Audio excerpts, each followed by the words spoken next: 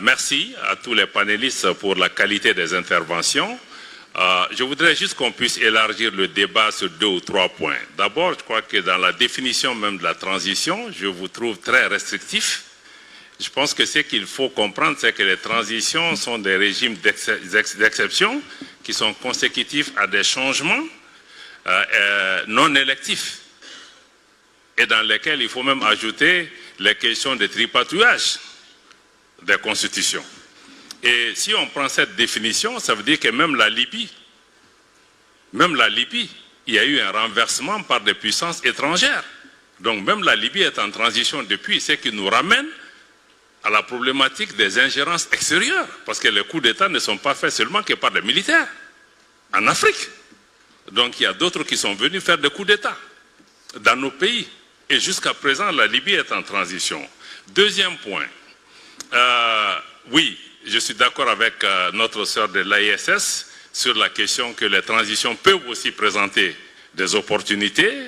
Le cas du Mali est là. Aujourd'hui, nous avons pu modifier et avoir une nouvelle constitution depuis 20 ans. Ça n'a pas été réussi, pas que les régimes précédents n'avaient peut-être pas, c'était pas opportun, mais il y a eu plusieurs facteurs qui n'ont pas permis. Aujourd'hui, c'est une réalité.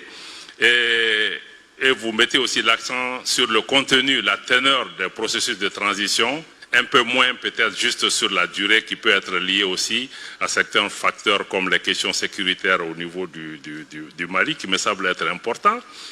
Mais aussi le Mali, la Guinée ou le Burkina, ce n'est pas les transitions les plus longues. Hein. Il y a d'autres pays, il y a un pays qui est en transition depuis 2019, personne n'en parle. Quelqu'un a parlé hier, effectivement, il y a des transitions qui sont entre guillemets venimeuses et c'est celles qui irritent tout le monde. Mais il y a des pays en transition qui ont fini en guerre civile et personne n'en parle. Donc je crois qu'il faut vraiment élargir le débat quand vous parlez de ce type de questions et ne pas vous focaliser sur les transitions qu'on aime et celles qu'on n'aime pas. Le Sahel aussi, vous avez dit qu'on a extrait le Sahel. Non. C'est dans votre définition, parce que dans la définition de l'Union africaine, le Sahel va du Sénégal à la Somalie. C'est le Sahel de certains qui constituent les 5 pays ou les 6 pays. Non, je crois qu'il faut aller un peu au-delà.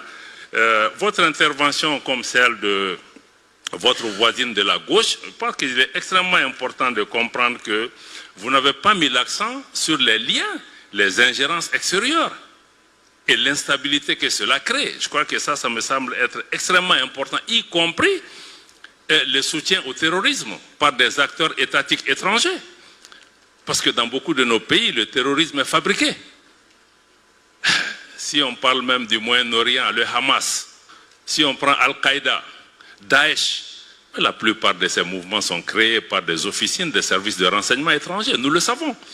Donc ce n'est pas seulement que des acteurs non étatiques, ce sont des acteurs non étatiques instrumentalisés souvent par des États. Même les rébellions dans nos pays, on sait, certains sont fomentés dans des officines, dans des services de renseignement, sur des plateaux de télévision. Donc il y a le rôle de ces forces extérieures qui sont là souvent pour créer l'instabilité. Le terrorisme, c'est une distraction. Parce que vous savez, on ne peut pas lutter contre le terrorisme si on ne sait pas qui est le terroriste, il vient d'où, qui le finance, quelles sont les motivations.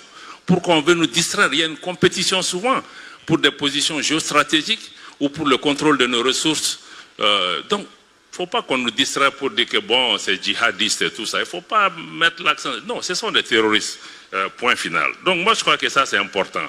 Mais de dire aussi que les terroristes sont proches de Bamako, c'est un échec, mais il n'y a aucun sanctuaire dans la lutte contre le terrorisme. C'est une guerre asymétrique qui fait frapper partout parce qu'un seul individu peut déstabiliser un État.